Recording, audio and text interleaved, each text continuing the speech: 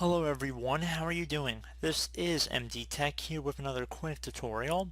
In today's tutorial I'm going to show you guys how to make scroll bars always visible on your Windows 10 computer. So this should hopefully be a pretty straightforward tutorial. For you guys today. And without further ado, let's jump right into it. So we're going to begin by opening up the start menu.